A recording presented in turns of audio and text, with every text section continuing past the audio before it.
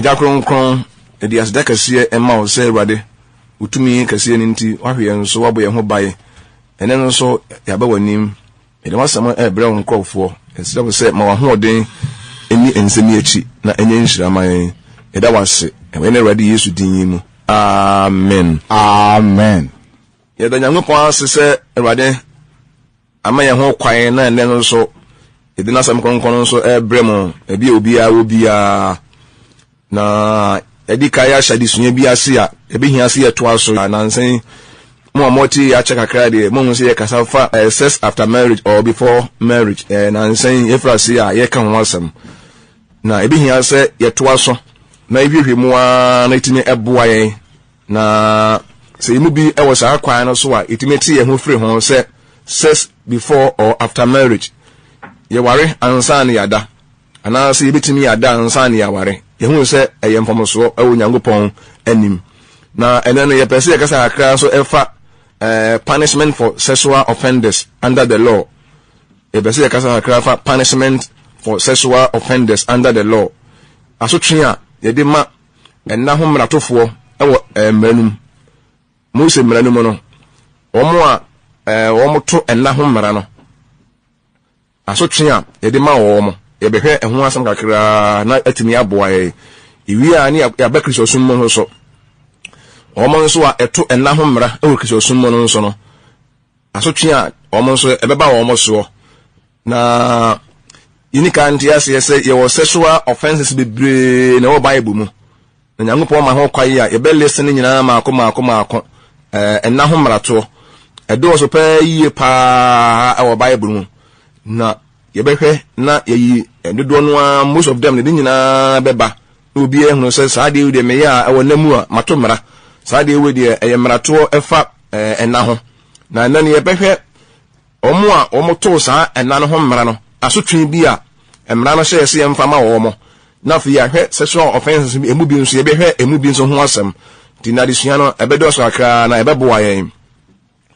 obi obu say what is fornication and I say sexual immorality edika akire mo say adwammo ne say obema bia wonu oba a wonye wo yire ebeda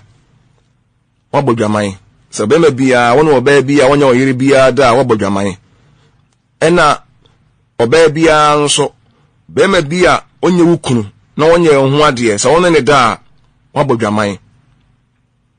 na je say ayade bia ehu pa ndu Nyankopon asem condemn the friend premarital sex say obi ebe ware na omu di kai ada oba na enye ne ho ade be ma ne nkoye oba ne ho ade ma abusuafo na nso no on odi kai na ada no saa eniye we no eye Bible na chi wade the Bible na condemn premarital sex eno ya ka ho asem na extramarital sex nso Bible na condemn say obi aware na afi ofri ne yirechi na watwempana ono oba aboforo bi akoda oba enye ne yire one na akoda ana oba ofri ukunachi na ne bema aboforo bi akoda eno nso Bible na chi wade ni nyina no yaka ho asem wa Nyankopon asem ko so atia bibi efe no cohabitation so obi won so a na ono obete se empana ewo bia wo mte se empana wade empana wade one ne oba be ma na tena dia akoyesa wade nanso yenye ne ho wade eno nso Bible no echi ndi die ye twa anu na so an say any sexual act outside of marriage is illegal before God apart from our wade mo no obi ono obi beda bia wa wade echi bia no eyemrato ewu Nyankopon anim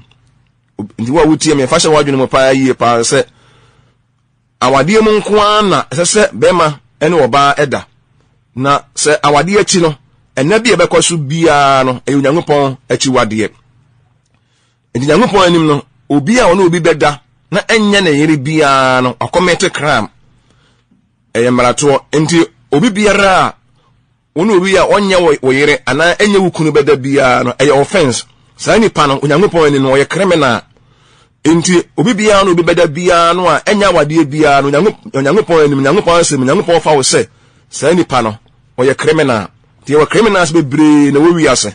na addition ngosi na beboy bebre pa edika atu ase hu se e kagama mo a the fornication no Hebrew for friend zina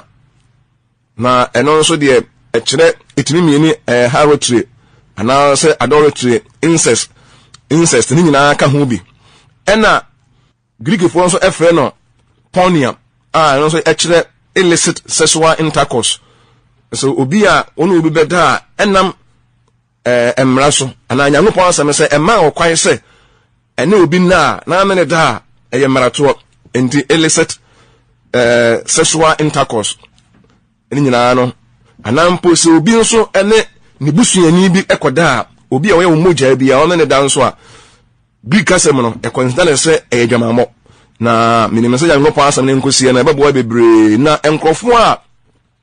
enam adwamamo so beko wo sayie mo no enia no se adwamamo ni edi a na oba ni wo kwa se woni bema enye ni kunu da eda bema ni kwa se woni oba a wonware no eda de a na awade mu nko a obi a waye be oba ho ade ena omo ho kwa so omo dade a ena ne yesa ni omo a ebeko wo sayie mo no edonso ko nipa a omo yesa ne ma we no enia no na eyasem eyade a ehu papa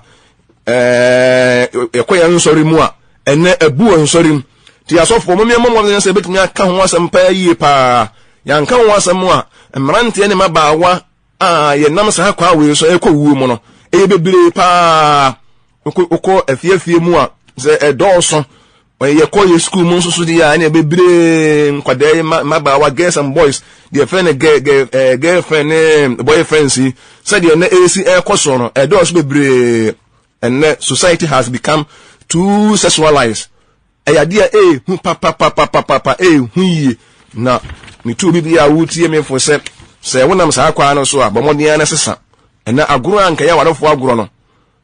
agoro Nyankopɔn de ma se awadofo na yennie no ene nkwada nyina mpo ade afa nkwada nyina aguru bi omokoro ade afa na eye bibia hu pa se ebuba bia na ede wo hawo kase nso eba enina se won so sa agoro no wudi bi na enye wagoro na Nyankopɔn na dia masa wadofo na eni sa agoro no ena wo de wutumi ni wankasa wo pe edibidi a eye boni tie awurade na ne ebekọ Bible mu ebeka quotation bebre se Nyankopɔn ebo onipa be wi ase no onipa odi kai fe ne sa Adam no oye ni Nyankopɔn nyasa bia Nyankopɔn de ne beka ne ho a Adam di ne ho adanse no o ka se me honam nie me dompe nie na we na obefe no oba no enya ebre no mu na oto se oba no so Nyankopɔn esira awade no so ansa so ka Nyankopɔn asem no Genesis chapter 1 27 to 28 ya twere na sa ka Genesis chapter 2 21 to 24 na say the last one so ka Genesis chapter 4 verse 1 a obehunu wenim nyina endinyasa bia Adam onipa odi ka Nyankopɔn kura esira na wade yeso anyasa bia Nyankopɔn de ne beka no ho no a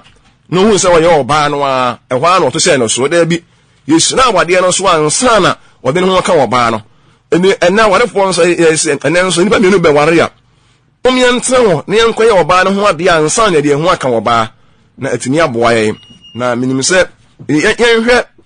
enima bi Nyankopɔn asem nso eka efa sa ade we wo ka Nyankopɔn asem Leviticus yenka Leviticus chapter 19:29 ne hwede wade asem aka wase ehura wo baba ho ema no emodwaman na asase no a modwaman na musuo a nya asase no so ema hase di Nyankopɔn asem eka nie se oba bia no a wo ho na wawo obaba no wo se hwe ne wan profane obaba no ama obaba no a modwaman na asase no emusuo a masase no so asase no wickedness bebre no a masase no so ye hwe enema bi afri esoni bi afri mu obata bia wutie mi bia no a obeka kire obaba se wo de yehihefie na obaba de wo yehihefie a obeseye no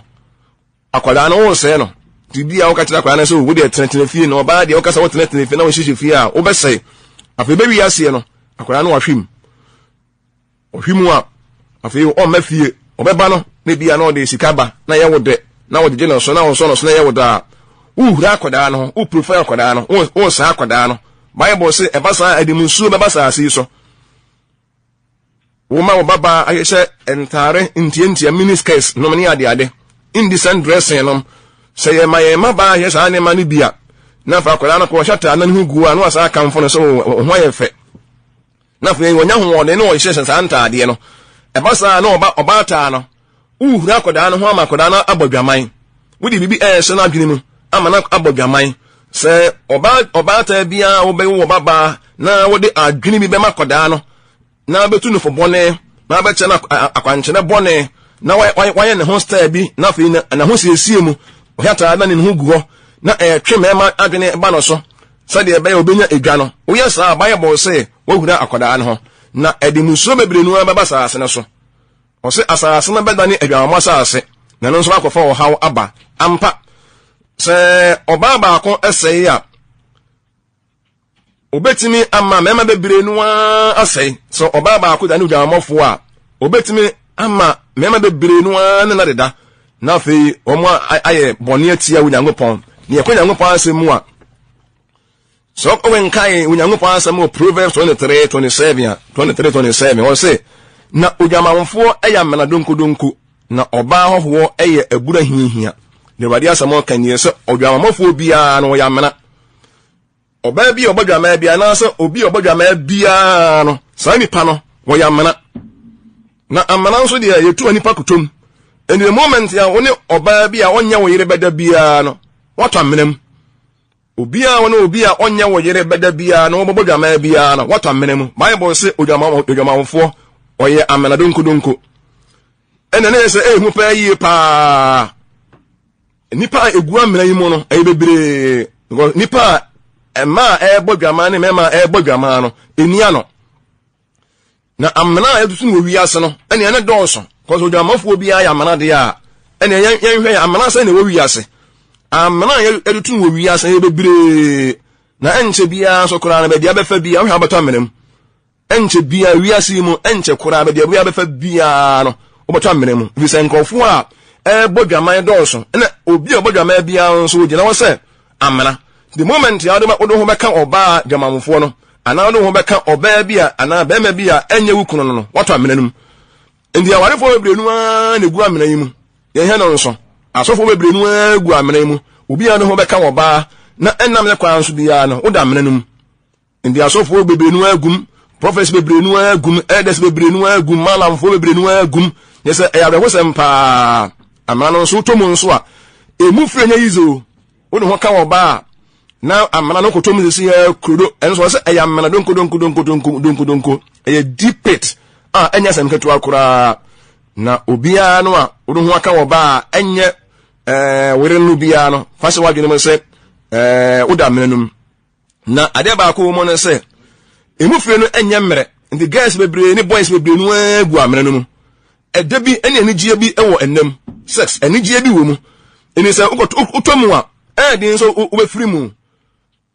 di nti ya Bible no fa na se eya mena donkodonko no se utomu a ede bi ene anigye bi ewo enam se emra ma wo kwan ema wo ne oba enna ana ne be ma na wa de wo pe ene oba ne da wato amenanum na wo nyato amenanum nso a amra na donkodonko na emu fire nso no enye yize kura ti woni ya bia wutie mi bia wuso Onyankopon na se adwamamo eya mena na ukotom na emufre edende a ene ose wo hwe wani yi feeling obi a hwe feeling wani ene watenka ene wadwene yiye so de be ya amena yedutu no bre owi ase unkotomu na utomu untimi mfire o nti the moment ya no ho beka wo ba na enya wo yere no wato amena no mu na amena we nso so wo mo auto mebre nu na bebre na ye he no nso ndi se wuso Onyankopon de a ene amena no kora eme no na wani so anko biru no anko tomu o ayamena donko sa wo be wo ba ana wo ba weakness bi wo ho na be ma esubi wono ho a ayamena o ubetom wani so be biru am anko tom na wutom nso a emufire no hu papa enti se sa amena we no bebre no atoto ma mo wade asai wunya tomu a wade ye kura wo yire kura no afi wo mfa na nya hwe bio untimi enni no kura ma wo kunu bebre no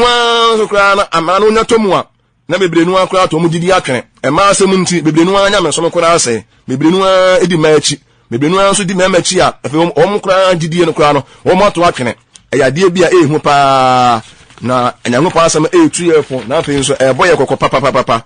mema bebre nso a ɛma asɛm nti wɔn kɔ to afirifie wɔn agya wɔn yerem hɔ ɛna wɔn di wɔn mpanafo akyi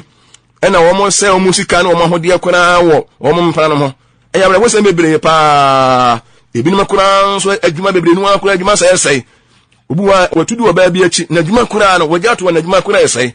ɛni amena no the moment abakoto mu no nyame ammoa wa adwuma bɛsɛe usika sɛm bɛsɛe je sɛ enkoda koraa nso koto mu a na wɔn asoro afei obuo koraa no na afei efiri nipa abrabɔ mu enti adwamamɔ Bible so ka Hosea chapter 4 verse 11 a wɔse adwamamɔ ɛsɛnte aseɛ mema bebre nu a dume bi a na afei ɛnam sɛ yɛde yɛ ho awurawura saa nneɛma no mu no ntono na afei yɛadwe nyinaa koraa na asɛe na afei wɔn yɛre koraa to a no koredie koraa no afei ɛma ti ɛnɛ wo a wonya ntɔ mu no wo tɔ mu no nso no ma ho koraa na Yesu nyɛ nefiri mu na wo a wonya ntɔ mu nso deɛ ɛnɛ hwɛ ho yie na ɛmɛ no koraa na yɛnhwɛ wɔ nso ewie ɛbɛhwɛ asotwe no na yɛbɛsɛ yɛbɔbɔ nneɛma bakra bi so ka ho yɛnhwɛ Deuteronomy chapter 23 17 to 18 deɛ adwamamɔ sika yɛmfa mma Nyankopɔn fie wɔse Israel ma mu bia ɛnane odwamamfoɔ na Israel barima bia ɛnane odwamamfoɔ ɛmfa odwamamfoɔ pɛdeɛ anaa ɔkraman apaadeɛ ɛmma Awurade wo Nyankopɔn efie obɔhyɛ bia mu na ne mienu ɛyɛ Awurade wo Nyankopɔn akyiwadeɛ Awurade ka kyerɛ yɛ nie sɛ sika bia no a bɛma no bɛda no wɔde bɛma wo bia no yɛmfa ma Nyankopɔn fie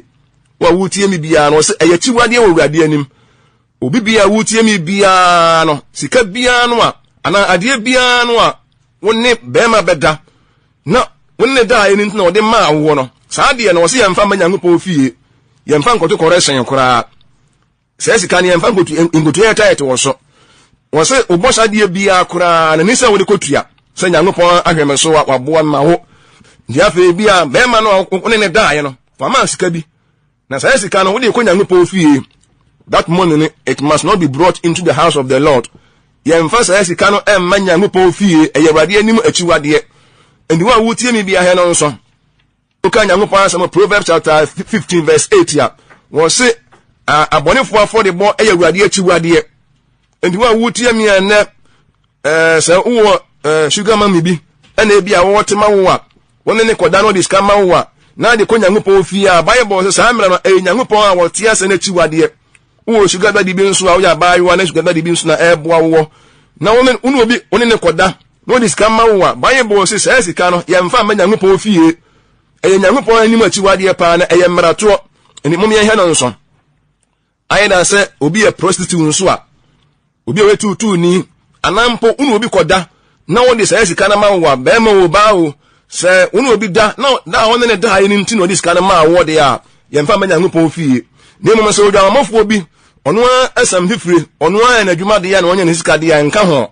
asɛm ayɛ kan de ne nka ho ne mom sɛ unu obi bɛda na adeɛ bi efiri ɛnane mu baa yɛ bia no Awurade akyiwadeɛ yɛmfa nkɔbɔ afɔdeɛ ma Nyankopɔn ɛyɛ musuo ɛwɔ Awurade anim ti asɔfoɔ mo yɛntu nkurɔfoɔ popɛ yie paa na yɛn nso Nyankopɔn anim onyam na afei nso yɛhwɛ adeɛ kakra nso ɛwɔ onyame asɛm Leviticus ɛsɛ yɛn ho sɛ yɛmfa adwamamɔ mu adeɛ bia yɛ sika na asa adeɛ bia efiri adwamamɔ mu a obi no daayɛ na wunyaayɛ no yɛmfa nkɔ Nyankopɔn fie sɛ Nyankopɔn ahwɛ so abɔ me ho ban temi de kɔ Nyankopɔn fie yɛn ho sɛ ɛyɛ akyiwadeɛ yɛhwɛ Nyankopɔn asɛm nso ɛwɔ Leviticus chapter 21 verse 9 ne yɛhwɛ adeɛ ɔse na sɛ ɔsɔfoɔ baba efiri aseɛ ɛbɔ dwaman a wɔhura no gya ho wɔmfa wogya ɛnhye no ase nso no afei ne yɛba offenders no nso no mu bi nie titimire mu no sɛ ɔsɔfoɔ ne baba ofiri aseɛ sɛ wɔbɔ dwaman wɔyɛ virgin na afɔ ne mmarima bi firi aseɛ sɛ ɛdeda a na so twe a ɛwɔ sɛ yɛde ma no a ne sɛ yɛde wogya ɛbɛhye no yɛhɛ no nso paa ɔsɔfoɔ ɔse ɔsɔfoɔ sɛ ne baba efiri aseɛ sɛ ɔbɔ dwaman a one de kan no ogu na gya ho fi ana ogu na gya nimu ase sɔfo ba paa sɔfo ne ba paa abane odwamɔfo ni ba bɛka sɛ monhwɛ deɛ sɔfo paa ne ba deɛ ɔbɛra a wɔbɔ na akɔyɛ animguaseɛ kɛseɛ ama sɔfo no de mbɛ bɛka na sɛ na sɔfo no mkoa de ne deɛ sɛ sika sɛm ne materialism afɔ wɔn adwene to mma kwa omunya da agye kura ende te wo moma nanso ebia na sofo na se wateni wo ba ena akoda na so na yeden ena wasema okan wamfa ena waye memasem a eno se na ebetwe na so se ekwambe so no wan tete ni yie no so wanya wo ba ho da agye ena akoda na ostadia no wahwim na memasem ena wo ya eno so punishment ni be ma no na punishment be ba no nse akoda no baba no aida se yedi ni bobo eduam ni abobom fo yakese ye wakoda no ho na fe eja no na fe efiri ase se afi bonfire no ehia akoda no yasem wo ehu pa wo hu se wo baba ya boni duam na bonfire yakese pa wo damu no wo hye ade ntira akoda no wotu ni hu asiwa madwamo we watumra ogu apanimu ose eni bible si enyi bone ni emfiri yemu ayade bia papa no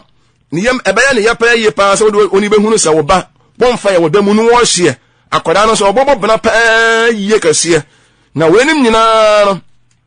ebema asofo ma nso a omo nso enka pese yesa bia no nso no omo nso besuro na fa omo nso agya isa obra no bo cause asotwe se na di masofo ba de a ene na emma aka na se ne wo se ye wo omo wenim ye hunu se ne Mose mmeranum no ne Nyankopon enso ade e fe ne se agya amoso kura tie asofo ene mo amutie mi nyina no omo hu ane obi ye sofo na ne ban fra se na bone enema adwaman ne bi enye ne woye obi wa woye elder te yenya mre maye manom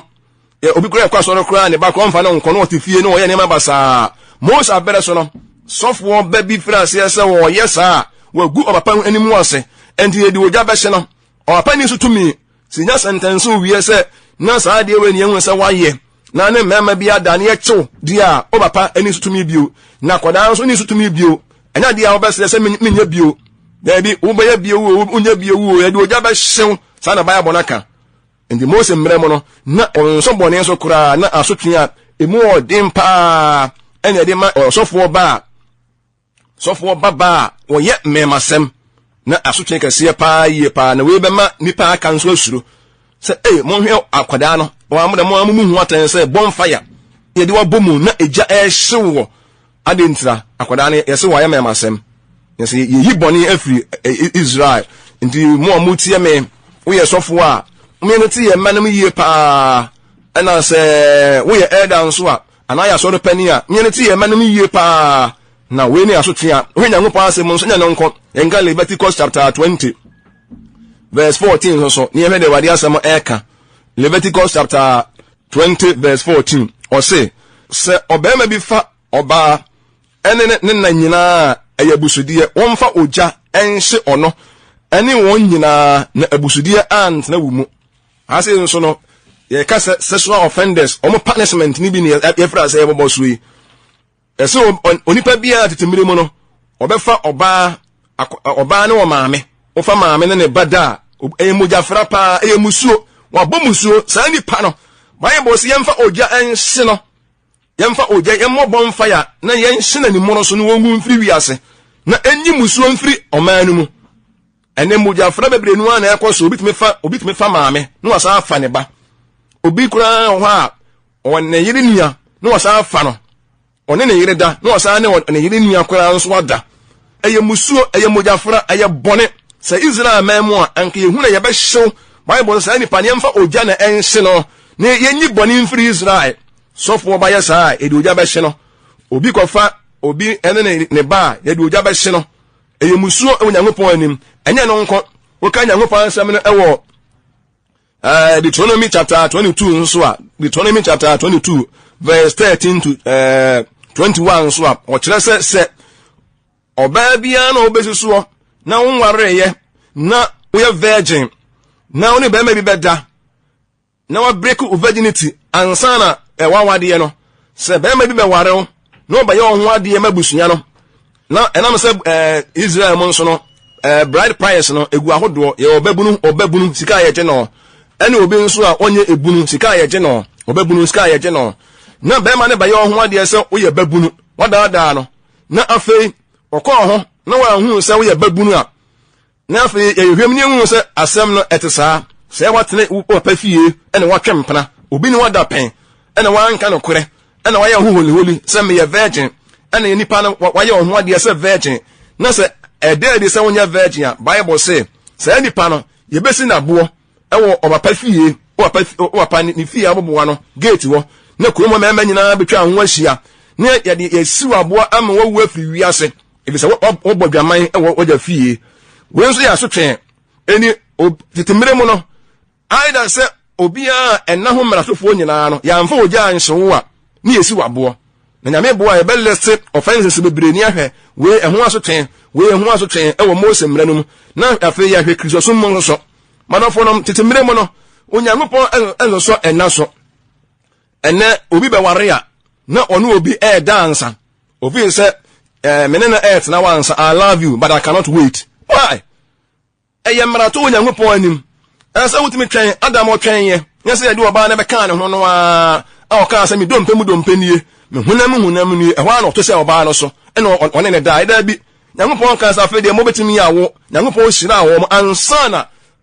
ode no eka oba no enti wan na won obi ebe ware ya mo ye sha wade na mo hye hye ho no na mo da no marato musu wo nyankopon anim nome bone na mo ye disa wo say adwena ansa enti ha say no the American de tru anyina na say enna ho mratofo no mo mfo mo hunni obi a ono obi beda emra man ho kwa bia no say nipa no ne yetwe na so aida say yedi wogya na be hyewo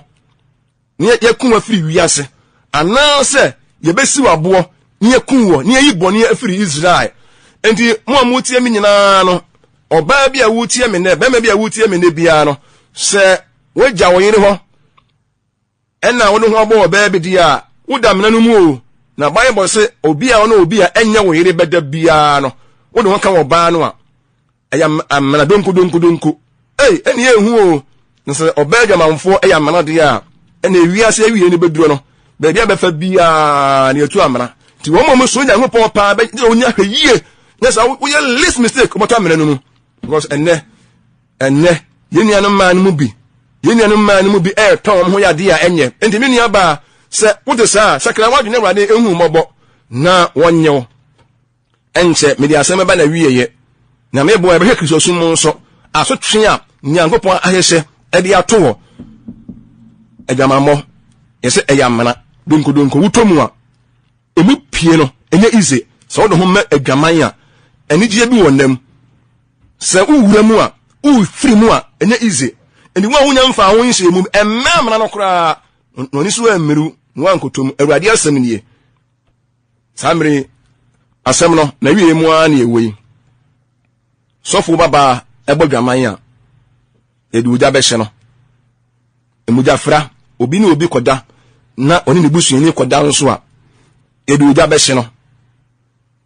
oyo oba na di kai e break virginity na di sie obusuanfo na oyo holy ne ebe ye ho ade se virgin na chiri hu se ndesa ye besi wabo ne yakun any sexual offenders no na omomfo hunni nyame bo ebehwe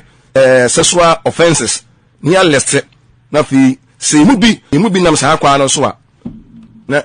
ya twe hu afiri so ye bom paye ene wo a wati asemi bia no asemi aka wakoma no hu se eni se wo no oba da emena wo nye no ho ade na Greek fo fe no ponia eye ena entene Hebrew fo fe no zena we asa akometi zena na ehu na wo a opese ne rade jewu bia no ye bom paye ma ho kwai na Yesu Kristo onfa ne moja no emeworo ho na awurade nyankopon emmoa na said be ya ene endaso e ho ma tomorrow it will be too late ade nya nchen yen nko ade endaso ho ma wa ne wa ma wonsa so obese Yesu ene obo na ye chewo na ohoro ho no tewo ho no ye bom paye adom nyina arura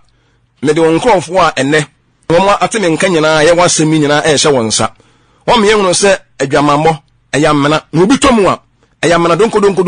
emufure eden amna ne nti bebrenu a totomu omo agya wosom omo ato mu gidi atwene awalefo bebrenu a atu adi ma bi a enye omo yinu machi a omo de omo ma omo mfa mu sina kora nhwe omo ma na omo de enhwe omo mpranfo awurade me se obi a wotie me wode sa sakra no obi enne wasemi ato na koma so bi obeso wasum bi wa ne me so oboa no me do man ga na so hye wonsa awurade hyira wo man na bo wo man ho ba ma ye eda wase we ne awurade Yesu din mu amen.